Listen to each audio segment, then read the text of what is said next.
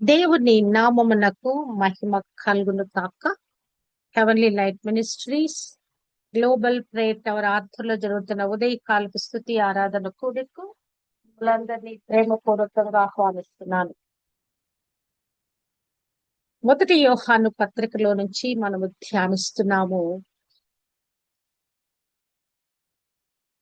మీరు పరిశుద్ధిని వలన అభిషేకము పొందిన వారు కనుక సమస్తమును ఎరుగుదురు అనే వాక్యాన్ని మనము ధ్యానించి ఉన్నాము. దేవాది దేవుడు పరిశుద్ధుడు, అతి పరిశుద్ధుడైన వాడు. ఆయన మనలను అభిషేకించాడు కనుక మనము ఆయనలో వర్ధిల్లుతూ ఆయనలో ఉన్న సమస్తాన్ని చక్కగా ఎరిగిన వారమై జ్ఞానములో, వాక్యములో, పరిశుద్ధతలో వేరు పారిన వారమై ఆయన కొరకే జీవించే వారమని నేర్చుకుని ఉన్నాము. మొదటి యోహాను పత్రిక 2వ అధ్యాయము 21వ వచనము. మీరు సత్యమెరుగని వారైనందున నేను వ్రాయలేదు గాని మీరు దానిని ఎరిగి ఉన్నందునను ఏ అబద్ధమును సత్య సంబంధమైనది కాదని ఎరిగి ఉన్నందునను మీకు రాయిచున్నాను. మరి భక్తుడు మరొక లోతైన అనుభవంలోకి వెళుతూ ఈ మాటలు రాస్తున్నట్లుగా చూడగలము. మనకు తెలిసిన విషయాలే, మీకు తెలిసిన విషయాలే, వాటిని మరొకసారి మీకు జ్ఞాపకము చేయించుచున్నాను. మీరు సత్యమెరుగని వారైనందున నేను వ్రాయలేదు. క్రైస్తవులందరికీ సత్యము తెలీదా? మరి ఎందుకు మనకి ప్రతి దినము వాక్యం బోధించబడతా ఉన్నది? ప్రతి ఆదివారము మరి వాక్యం బోధించబడతా ఉన్నది. మరి మధ్యలో బైబిల్ స్టడీలో దేవుని వాక్యం బోధించబడతా ఉన్నది. ఇప్పుడైతే ఈ అంత్యకాలాలలో 24/7 మరి వాక్యము వినిపించబడతానే ఉన్నది. కారణం ఏంటి? మనకు తెలీదా? సత్యము తెలీదా? యేసుక్రీస్తు ప్రభు రక్షకుడుగా ఈ లోకాన్ని ఉదయించాడు, మానవాళి పాపాల కొరకు చనిపోయాడు, తిరిగి లేచాడు, ఆరోహణమై వెళ్ళాడు, స్థలం సిద్ధపరుస్తున్నాడు, తిరిగి రానయ్యున్నాడు. ఈ సత్యం మనకు తెలుసు కదా. ఈ సత్యాన్ని మనం నమ్మాం కదా. ఈ సత్యంలో మనం ప్రతిష్ఠించబడి ఉన్నాము కదా. సత్యము మీరు ఎరగని వారైనందున మీకు రాయలేదు. మీరు ఎరిగి ఉన్నారు, సత్యాన్ని మీరు ఎరిగి ఉన్నారు. అయినను మిమ్ములను హెచ్చరిక చేస్తూ ఈ మాటలు నేను రాయిచున్నాను. ఏమని మీకు తెలియచేస్తున్నానంటే, ఏ అబద్ధమును సత్య సంబంధమైనది కాదని ఈ విషయం కూడా మీరు ఎరిగి ఉన్నందున మీకు రాయిచున్నాను. అంటే విశ్వాసులు దేవుని సత్యాన్ని ఇప్పటికే ఎరిగి ఉన్నారనియు, మరియు సత్యము నుండి ఏ అబద్ధము పుట్టదని మరి ఆయన నొక్కి వక్కానిస్తున్నట్లుగా చూడగలము. అంటే సత్యము, అబద్ధము రెండు కూడా మరి వ్యతిరేకమైనవి కదా. సత్యమున్న చోట అబద్ధము నిలవజాలదు, అబద్ధమున్న చోట సత్యము నిలుకడగా ఉండదు. ఇవి రెండు కూడా వ్యతిరేకమైనటువంటి స్వభావాలు, వ్యతిరేకమైన గుణలక్షణాలు, వ్యతిరేకత కలిగి ఉన్నటువంటి మరియు మాటలు. కనుక ఈ సత్య సంబంధులైన వారు ఈ అబద్ధములో ఏ మాత్రము కూడా ఉండరు. అంటే విశ్వాసులలో సత్య జ్ఞానాన్ని ధృవీకరిస్తున్నాడు ఆయన కదా. ఎవరైనా మనం సరే ఇంట్లో పిల్లలే అనుకుందాం కదా. వాళ్ళు బాగా చదువుతా ఉంటే మనం ఏం చేస్తాము? వారిని ఇంకా ప్రోత్సహిస్తాము. ఇంకా నువ్వు బాగా చదవాలి, ఇంకా నువ్వు మరి మంచి మార్క్స్ తెచ్చుకోవాలి, మంచి పర్సంటేజ్ తెచ్చుకోవాలని మనం ఎలాగైనా పిల్లలని ప్రోత్సాహపరుస్తూ వారిని ఇంకా మరి మరి ముందుకు కొనసాగింప చేయటానికి మనం చేయూతనిస్తాము. ఎలాగున వారిని బలపరుస్తూ దృఢపరుస్తామో అలాగున ఆత్మీయ జీవితంలో మనము దృఢపరచబడటానికి మన యొక్క ఆత్మీయ జీవితం యొక్క ఆ స్థితిని ధృవీకరిస్తూ ఇక్కడ భక్తుడు మాట్లాడుతున్నట్లుగా చూడగలము. క్రీస్తును తిరస్కరించే వారి నుండి లేదా అబద్ధ బోధలను వ్యాపింప చేసే వారి నుండి వారిని వేరుపరుస్తూ వారికి ఈ మాటలు బోధిస్తున్నాడు. అంటే లోకము క్రైస్తవులని లేకుంటే విశ్వాసులను, విశ్వాసములో మరి వేళ్ళూనిన వారిని కూడా తప్పుదోవ పట్టించటానికి పొంచి ఉన్నది గనక, ఇదిగో మీరు సత్య సంబంధులు, మీరు సత్యమెరిగిన వారు కనుక మీకు మరలా నేను ఈ మాటలు చెప్తున్నాను, మీరు ఏ అబద్ధ బోధలోకి, ఏ ప్రలోభంలోకి వెళ్ళకూడదని మరి ఇక్కడ హెచ్చరిక చేస్తున్నట్లుగా, మరి ఇక్కడ భక్తుడు చెప్తున్నట్లుగా మనం అర్థం చేసుకోవచ్చు. విశ్వాసులు యేసు క్రీస్తుని గురించిన ఆ సత్యములో, సత్య వాక్కులో ప్రతిష్ఠించబడ్డవారు కాబట్టి మీరు ఏమాత్రం కూడా మోసపోకూడదని ఆయన జ్ఞాపకం చేస్తున్నాడు. సత్యము అనే పదము కేవలము జ్ఞానాన్ని మాత్రమే సూచించటం లేదండి. విశ్వాసము మరియు ఆ విశ్వాసాన్ని గురించిన అవగాహన, మరి అవగాహనను మరి కలిగి అనుదిన జీవితంలో అప్లికేషన్ లో జీవించటం గురించి ఈ మాటలు సూచిస్తున్నట్లుగా మనము చూడగలము. విశ్వాసులు మరి సత్యములో జీవించాలి అంటే, పాపములో ఒకవేళ మీరు జీవిస్తూ సహవాసంలో ఉన్నారని మీరేమన్నా భ్రమలో ఉంటారేమో. అంటే మరి అబద్ధము జరిగిస్తూ మేము సత్యములో ఉన్నామని మీరేమన్నా మిమ్మల్ని మీరు ప్రిటెండ్ చేసుకుంటున్నారేమో, లేకుంటే మీరు ఎక్కడైనా అవేషధారణ జీవితంలో ఉన్నారేమో. ఒక్కసారి మిమ్మల్ని మీరు పరీక్షించుకోండి అని విశ్వాసులను హెచ్చరిక చేస్తున్నట్లుగా చూడగలము. సత్యము యొక్క సంపూర్ణ స్వభావాన్ని వారు అర్థం చేసుకోవాలని మరి యోహాను ఇక్కడ ఈ మాట రాస్తున్నట్లుగా మనం అర్థం చేసుకోవచ్చు. మరి బోధలను, ఎందుకంటే ఆ దినాలలో కూడా తప్పుడు బోధలు చేసేవాళ్ళు మరి చాలా మంది ఉన్నారంట. మనం ధ్యానించినట్లుగా హుమయునై, మరి ఫిలేతు, మరి వారి గురించి మనము ధ్యానించాము కదా. అంటే ఆ దినాల నుంచి కూడా మరి ఈ క్రొత్త బోధలు, ఆ యొక్క సత్యమైన క్రీస్తు సువార్త, దేవుని రాజ్య మనలో ప్రవేశించటానికి, నిత్య జీవులకు వెళ్ళటానికి, మరి ఆ యొక్క మూలమైనటువంటి ఆ సత్య సువార్త బోధన కాకుండా కొత్త బోధలు అనేవి ఆ దినాల నుంచి కూడా మరి లేచినట్లుగా మనము చూడగలము. అందుకే వారిని స్థిరపరుస్తూ బలోపేతము చేస్తూ విశ్వాసములో తొట్టిల్లని వారిగా, వేళ్ళూని వారిగా చేయటానికి ఆయన వారితో మాట్లాడుతున్నట్లుగా మనము చూడగలము. అంటే సత్యములో ప్రతిష్టపడుట అంటే ఏంటంటే ఆత్మీయ స్వేచ్ఛలోకి మనం వెళ్ళటం అండి. నాకు అర్థమైన పరిభాషలో చెప్పాలంటే, మనము సత్యాన్ని అనుసరించటం అంటే స్వేచ్ఛగా, ఇంకా అరమరికలు లేకుండా, దాపరికము లేకుండా మరి ప్రభుని వెంబడించుట, ప్రభువులో జీవించుట అని మనం అర్థం చేసుకోవచ్చు. అంటే దేవుని గురించిన సత్య జ్ఞానములో స్థిరముగా ఉండటమే కాదు గాని, సత్యానికి అబద్ధానికి, సత్యానికి మోసానికి మధ్య ఉన్న వ్యత్యాసాన్ని గుర్తించాలని విశ్వాసులను ప్రోత్సాహపరుస్తున్నట్లుగా మనం అర్థం చేసుకోవచ్చు. మరి మరి ఈ యొక్క అబద్ధము అనేది సత్యానికి విరుద్ధంగా ఉన్నది. అంటే ఈ తప్పుడు బోధలో మరి ప్రపంచము యొక్క వ్యతిరేకమైన ఆకర్షణలో మరి విశ్వాసులను మరి పట్టి ఈడ్చుకొని వెళ్ళటానికి ప్రయత్నిస్తున్న పరిస్థితుల్లో విశ్వాసములో నిలుకడుగా ఉండట వారికి వివేచన అవసరము. మీరు సత్యమెరిగిన వారైనందున మీకు రాయిచున్నాను. మీకెంతో వివేచన అవసరం.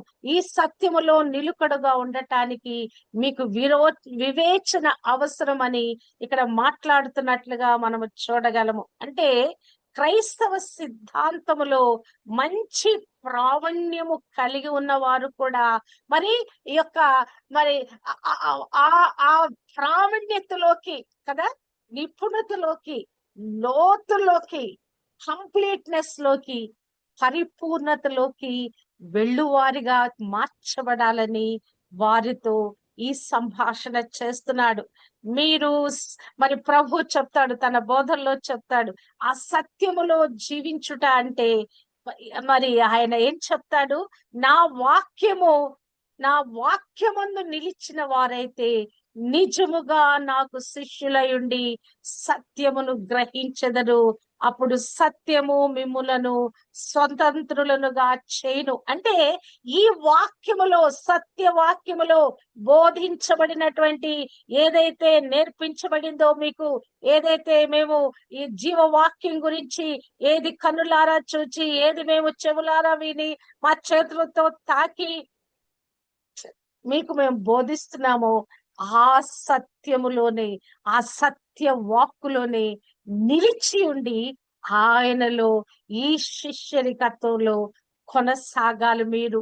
అప్పుడు ఈ సత్యములో మీరు జీవిస్తేనే ఈ లోకములో ఉన్న అనేకమైన ఆకర్షణల నుంచి మీరు స్వతంత్రులుగా చేయబడ్డారు. అంటే యోహాను చేస్తున్న ఈ ధృవీకరణ ఆత్మీయ వివేచన యొక్క ప్రాముఖ్యతను నొక్కి చెప్తున్నట్లుగా మనము చూడగలము. సత్యములో జీవించడం అంటే అదేదో మన బ్రెయిన్స్ తో జీవించే మేధోపరమైన విషయము కాదండి. క్రీస్తుతో ఉన్న సంబంధములో పాతుకుపోయిన అనుభవపూర్వకమైన అనుభవం ఇది. అంటే ప్రభు తను తాను సత్యంగా, మార్గంగా, జీవంగా ప్రకటించుకున్నాడు. ఆది సంఘమ అపోస్తులు కూడా ఈ యొక్క ప్రభు చెప్పిన మాటలకు ప్రాధాన్యత ఇచ్చి విశ్వాసులు సత్యాలను గుర్తించి తిరస్కరించటానికి వారిని సన్నద్ధులుగా చేస్తున్నట్లుగా మనము చూడగలము. ఈ ఆత్మీయ పరిపక్వతలోకి విశ్వాసులు రావాలని ఏదో పై భక్తి కలిగి, ఇదిగో మేము వాక్యం చదువుకున్నాం, ప్రార్థన చేసుకున్నాం, సంఘానికి వెళ్తాము అనేటువంటి రొటీన్ లైఫ్ లో, ఒక క్యాజువాలిటీలో కాదు ఉండవలసినది. కొద్దిసేపు దేవునితో గడిపినా కూడా మనసారా, హృదయమంతటితో, భయభక్తితో, మరి ఆత్మతో, సత్యముతో, ఆత్మీయ పరిపక్వతతో, మరి సంపూర్ణ సత్యములోకి నడిపించే పరిశుద్ధాత్మ అనుభవంలోకి వారు వెళ్ళాలని మరి యోహాను వారిని హెచ్చరిక చేస్తున్నట్లుగా మనము చూడగలము. అంటే పరిశుద్ధాత్మ పూర్ణులుగా వారు చేయబడాలి. వాక్యములో స్థిరపరచబడిన వారుగా ఉండాలి. ఆ వాక్యములో నుండి స్వతంత్రులుగా చేయబడాలి. అంతేకాదు పరిశుద్ధాత్మ పూర్ణత, పరిశుద్ధాత్మను అనుభవించే వారిగా, పరిశుద్ధాత్మతో నింపబడే వారిగా, ఎవరు మనకి సరైన గైడెన్స్ ఇచ్చి మన సరైన మరి పంథాలో నడిపించేది పరిశుద్ధాత్మ దేవుడే. యోహాను సువార్త 16:13 రాయబడినట్లుగా, అయితే ఆయన అనగా సత్య స్వరూపేణ ఆత్మ వచ్చినప్పుడు మిమ్మును సర్వ సత్యములోనికి నడిపించును. ఆయన తనంతట తానే ఏమియు బోధింపక వేటిని వినునో వాటిని బోధించి సంభవించబోయే వాటిని తెలియచేయును. ఇప్పుడు మనం వాక్యం మాట్లాడుతున్నామంటే ఎవరి సహాయం ద్వారా మాట్లాడుతున్నామో? పరిశుద్ధాత్మ దేవుని సహాయం వలన. పరిశుద్ధాత్మ దేవుని సహాయం వలన ఏమి మాట్లాడుతున్నాము? రాయబడిన జీవవాక్యాన్ని, వాక్యమైన క్రీస్తుని గురించి మనం మాట్లాడుతున్నాము. మనము చేసే బోధంతటి కూడా సెంటర్ పాయింట్ ఎవరంటే క్రీస్తు, వాక్యమైన క్రీస్తు. ఆ క్రీస్తు గురించి మనం మాట్లాడుతుంటుండగా మాట్లాడింప చేసే ప్రేరేపణ పరిశుద్ధాత్మ దేవునిది. మాట్లాడుతున్న విషయము వాక్యమైన క్రీస్తు గురించి. ఆ వాక్యం ఏమైనదండి? సత్యవాక్కు అనేది. ఈ సత్యవాక్కు మీలో స్థిరపరచబడాలా? మీరు సంపూర్ణతలో నిలుకడగా మీరు జీవించాలి. పరిశుద్ధాత్మ తాకిడి ద్వారానే, పరిశుద్ధాత్మ నింపుదల ద్వారానే ఈలాగున మీరు సత్యములో ఎరిగిన వారుగా, సత్యములో ప్రతిష్ఠించబడిన వారుగా మరి చేయబడతారని చెప్తున్నాడు. అంతేకాదు సత్యములో మీరు స్థిరపరచబడిన వారు అని చెప్తూ అబద్ధ బోధన గురించి కూడా మరి ఇక్కడ హెచ్చరిక చేస్తున్నాడు. ఏ సత్యము కూడా అబద్ధములో నుంచి రాదు. అబద్ధము మరి జరిగించేవాడు, అబద్ధము మరి ప్రవర్తన కలిగిన వాడు సత్యములో నిలుకడగా ఉండలేడు. కొంతకాలము మరి మంచిగా ఉన్నట్టు నటించగలడేమో, కొద్ది కాలం పోతే ఏమైపోద్ది, మరి ఆ ఒరిజినాలిటీ బయటపడుద్ది, ఆ స్వభావము బయటపడుద్ది, వేసుకున్నటువంటి ఆ యొక్క మేక చర్మము చీకిపోద్ది, అసలు స్వభావము, ఆ క్రూరమైన ఆ తోడేలు స్వభావము బయటకు వస్తుంది. చాలా మంది క్రైస్తత్వాన్ని నటిస్తున్నారండి, లేని భక్తిని నటిస్తున్నారు, లేని పరిశుద్ధతను నటిస్తున్నారు. అంటే మరి దేవుడు సమస్త సత్యానికి మూలమని సాతాను, అబద్ధాలకు తండ్రి, వాడి యొక్క తాకిడికి, వాడి ప్రేరేపణకి మీరు ఏ మాత్రం కూడా లొంగకూడదు. ఎందుకంటే వాడు అంత ఈజీగా మిమ్మల్ని ట్రాప్ లో పడివేస్తాడు కదా. శరీరాశ, నేత్రాశ, ఆ జీవపు డంబములోకి మరి వాడు మరులు కొల్పి ఈడ్చుకుపోతాడు. కనుక మీరెంతో జాగ్రత్తగా ఉండాలి. మీరెంతగానో మరి వివేకంగా మెళుకు కలిగి ఉండాలి. ఎవడవాడు 8:44 యోహానులో రాయబడినట్లుగా, వాడు ఆది నుండి వాడు నరహంతకుడై ఉండి సత్యమందు నిలిచిన వాడు కాదు, వాని యందు సత్యమే లేదు.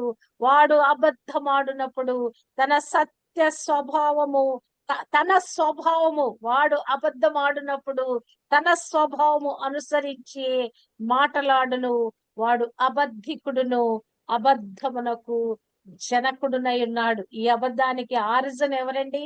మరి మూలకర్త ఎవరండి? దుష్టుడైన సాతాను. మూలములో, ఆది మూలములో మరి ఏదైనా తోటలో వాడు అబద్ధముతో మరి ఆ మూలముతోటి వచ్చి అవమును మోసము చేశాడు. వాడు నరహంతకుడు, సత్యమందు నిలిచిన వాడు కాదు.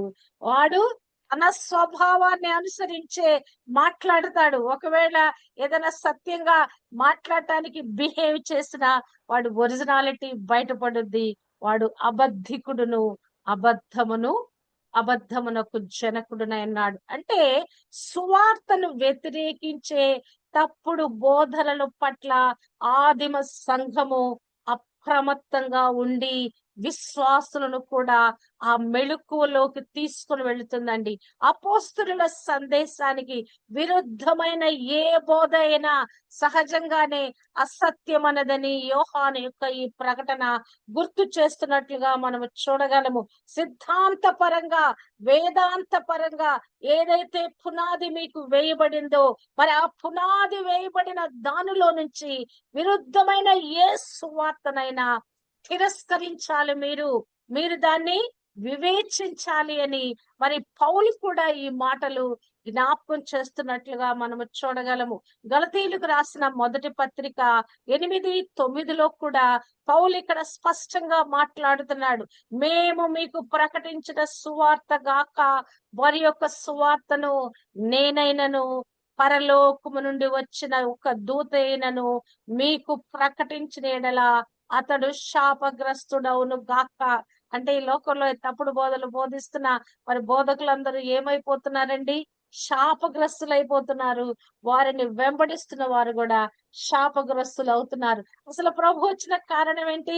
మన ఆశీర్వదించడానికి. ఆ రక్షణ అనే ప్యాకేజీలో మనకి పోగొట్టుకున్న ప్రతి ఆశీర్వాదం, ఏదైనా తోటలో ఏదైతే మనం పోగొట్టుకున్నామో, మీరు ఫలించి అభివృద్ధి పొంది విస్తరించి ఏలండి అనే అధికారము, ఆశీర్వాదము, ఆ యొక్క ఫలింపు మరి పొందుకున్నాము. కానీ అది దుష్టుడైన సాతానుడు దొంగిలించి వేశాడు. కనుక వాడి ట్రాప్ లోకి మీరు వెళ్ళొద్దు. ఒకవేళ ఈ సువార్త కాకుండా నేను ఏమన్నా మరి ఈ తప్పుడు బోధల్లోకి వెళ్ళి నేను ప్రకటించినా కూడా మరి దాన్ని మీరు అంగీకరించవద్దు.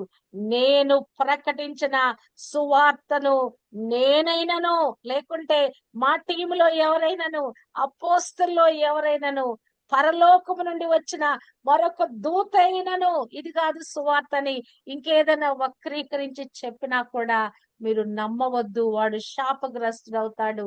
మేమిది వరకు చెప్పిన ప్రకారము మరలా చెప్పుచున్నాము, మీరు అంగీకరించిన సువార్త గాక మరి ఒకటి ఎవడైనను మీకు ప్రకటించిన ఎడల వాడు శాపగ్రస్తుడవును గాక.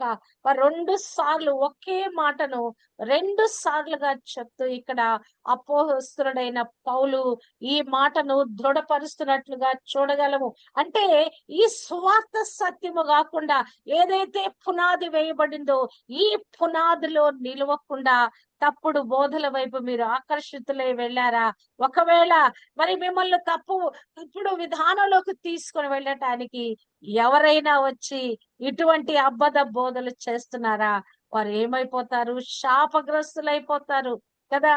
ప్రభు మనకు బదులుగా మరి సిలువలో వేలాడి మ్రోన మీద వేలాడిన ప్రతివాడు శాపగ్రస్తుడని రాయబడిన మాట ప్రకారంగా ఆయన మన నిమిత్తము శాపగ్రాహి అయి అబ్రహాము ద్వారా వచ్చిన ఆత్మ ద్వారా మనకి ఈ ఆశీర్వాదాలన్నీ లభించినాయి.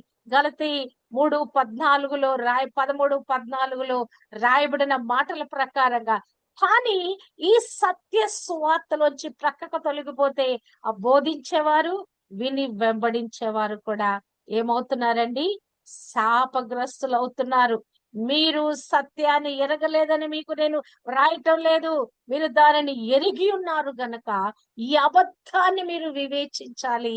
అబద్ధకుడైన ఆ సాతాను యొక్క అనుచరుల సాతాను బోధల్లోకి మీరు వెళ్ళకూడదు. అంటే మరి చిన్నవారి నుండి పెద్దవారి వరకు కూడా మరి రకరకాల మరి ఆత్మీయ స్థితిలో ఉన్న వారికి ఈ పత్రిక రాశాడు పౌలు కదా. చిన్నపిల్లలారా అన్నాడు, యవనస్తులారా అన్నాడు, తండ్రులారా అని సంబోధించాడు. అంటే ఒక క్రైస్తవుడు ఆ యొక్క కంప్లీట్నెస్ లోకి, ఆ పరిపూర్ణమైన అవగాహనలోకి వెళ్ళేంత వరకు కూడా వారిని స్థిరపరుస్తున్నట్లుగా మనము చూడగలము. ఆత్మీయ జీవితంలో వారు ప్రారంభించబడ్డారు, అప్పుడే నూతనంగా బాప్తిసం తీసుకున్నారేమో, వారికి చక్కగా వారిని పాలలో పెంచినట్లు పెంచుతున్నారేమో, కొంచెం యవనస్తులైనట్లుగా కొంచెం ఉరుకులు పరుగులు పెట్టేటువంటి ఆత్మీయ స్థితికి వెళ్ళారేమో, వారిని పగ్గాలు వేస్తూ తప్పుడు బోధలకు వెళ్లకుండా కదా, యవనంలో అనేకమైన ఆకర్షణలకు వెళ్ళిపోతాం, మరి అటువంటి వారికి కళ్ళెం వేస్తూ ఈ మాటలు బోధిస్తున్నాడేమో. పరిణితి చెందుతూ కూడా ఇంకా ఏమైనా మరి మరి ఆ పక్కకు వెళ్ళిపోతారేమో. ఇంకా మరి ఆ యొక్క మరి ఏర్పరచబడిన వారిని సహితము పుచ్చే పరిస్థితులు ఉన్నాయి గనక, తప్పుడు బోధలు ఉన్నాయి గనక వారిని హెచ్చరిక చేస్తున్నాను కదా. ప్రభు మరి నిజంగా దయామయుడండి. ఆయన మనలను స్థిరపరుస్తున్నాడు. తొట్టిల్లకుండా చేయటానికి మనతో మాట్లాడుతున్నాడు ఆయన. మరి ఇర్మియా గ్రంథకర్త ప్రవచనంగా ఒక మాట చెప్తాడు. 31:31 33 నేను ఇశ్రాయేలు వారితోనూ యూదా వారితోనూ ఒక కొత్త నిబంధన చేయుచున్నాను. ఏంటంటే గనక వారి మనస్సులలో నా ధర్మ విధి ఉంచెదను, వారి హృదయం మీద దాని వ్రాసెదను. హల్లెలూయా. అంటే పరిశుద్ధాత్మ ద్వారా ఈ యొక్క వాక్యము మన లోపల ముద్రింప చేస్తున్నాడు. వారి మనస్సులలో, వారి హృదయములలో యొక్క జీవ వాక్కులు నేను రాస్తున్నాను. వారి హృదయం అనే ధననిధిలో ఈ వాక్కులు ఉంచుతున్నాను. వీటిని ఎల్లప్పుడూ ధ్యానం చేస్తూ, మననము చేస్తూ కదా, వీటిని మనం నిరంతరము కూడా మరి యొక్క మెడిటేషన్ మనము చేస్తూ ఆయనలోనే కొనసాగటానికి మిమ్ములను మేము బలోపేతం చేస్తూ ఈ హెచ్చరికలు మనము చేస్తున్నాము. అంటే సత్యంపై దృఢమైన అవగాహన కలిగి అందులోనే మరి స్థిర చిత్తులు ఉండాలని. యెహోవా యందు నమ్మకించువారు కదలక నిత్యము నిలుచు సియోను కొండవలే ఉందరు.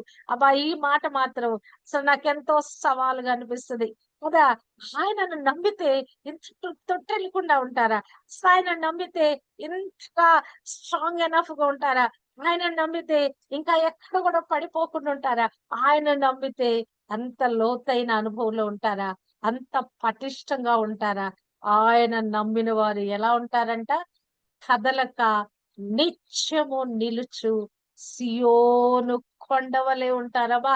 ఆ కొండ మీదకి ఏమి వచ్చినా తుఫాను రా, పెద్ద సుడిగాలి రాని కదా, వడగండ్లు కురవని, మరి అది ఇంకా ఏమైనా కూడా ఒకవేళ భూకంపం వచ్చినా కూడా ఆ పర్వతాలకి ఏమీ కాదు. అవునా కాదా? మరి ఆ సియోను కొండ కదలని విధంగా ఉన్నది నా విశ్వాసములు. అటువంటి విధంగా అస్థిరమైన విధంగా ఉండాలని తన యొక్క విశ్వాసులకు మరి ఈ మాటలు రాస్తూ ఆయన బలపరుస్తున్నట్లుగా మనము చూడగలము. అంటే ఈ యొక్క మరి తన లేఖను కదా, పత్రికలు కదా ఇవి. ఆ పత్రికలు వారికి రాస్తున్నాడు ఆ యొక్క సంఘానికి, ఒక విశ్వాస గృహానికి, ఆ విశ్వాస గృహంలో చేరిన ఆ విశ్వాసులకి ఈ పత్రికలు రాయబడినవి. అంటే తన మాటలు ఇప్పటికే క్రీస్తు యొక్క జ్ఞానము కలిగిన వారిని ధృవీకరిస్తూ సత్యము, మరి సత్యం అంటే వారు గ్రహించిన వారు ఆ ఆ దృఢమైన విశ్వాసంలో వారు నిలిచి ఉంటారని ధృవీకరిస్తూ వారిని ప్రోత్సహిస్తూ రాస్తున్నట్లుగా మనము చూడగలము. అంటే ఈ విశ్వాస ప్రయాణములో మీరు జ్ఞానం కలిగి ఉన్నారు, విశ్వసిస్తున్నారు. ఈ విశ్వాస ప్రయాణములో ప్రభు యొక్క మార్గదర్శకత్వాన్ని మీరు అంగీకరించండి. మీ సొంత జ్ఞానాన్ని పక్కన పెట్టండి, లోక జ్ఞానాన్ని పక్కన పెట్టండి. పరిశుద్ధాత్మ మీకు బోధిస్తూ నడిపిస్తున్న ఈ జ్ఞానములో మీరు ముందుకు కొనసాగాలి. జీవితంలోని సవాళ్లను విశ్వాసముతో, కుందాతో అధిగమించడానికి మీకు సామర్థ్యం ఉన్నది. మీకు కావలసిన అనుదిన జీవితాన్ని నడిపించుకోగలిగిన ఆ శక్తి, అభిషేకము మీరు కలిగి ఉన్నారని ఆయన దృఢపరుస్తున్నట్లుగా మనము చూడగలము. అంటే మరి ఆ ఇదెంతో కీలకమైన విషయం అండి. మీరు సత్యములో ఉన్నారు, సత్యములో మీరు నిలకడగా ఉన్నారు, సత్యములో మీరు జీవిస్తున్నారు, క్రీస్తు జ్ఞానాన్ని మీరు ఎరిగి ఉన్నారని వారిని సర్టిఫై చేస్తూ తప్పుడు బోధలకు వెళ్లకుండా వారిని లాక్ చేస్తున్నట్లుగా మనము చూడగలము.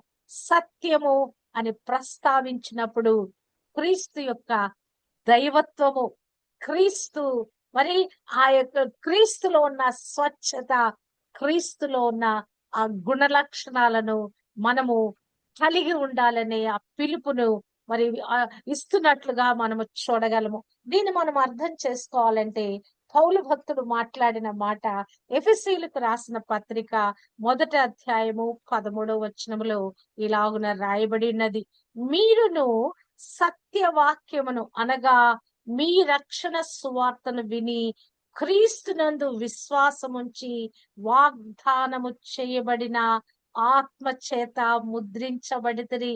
మీరు ఈ సత్యములో నిలుకడగా జీవించాలంటే మరి మీ వెనుకున్న ఆ యొక్క బ్యాక్ ఫోర్స్ ఏంటంటే, మీ లోపల నుంచి వచ్చే ఆ ఫోర్స్ ఏంటంటే గనక పరిశుద్ధాత్మ యొక్క తాకిడి. పరిశుద్ధాత్మ చేత మీరు సీల్ చేయబడి ఉన్నారు.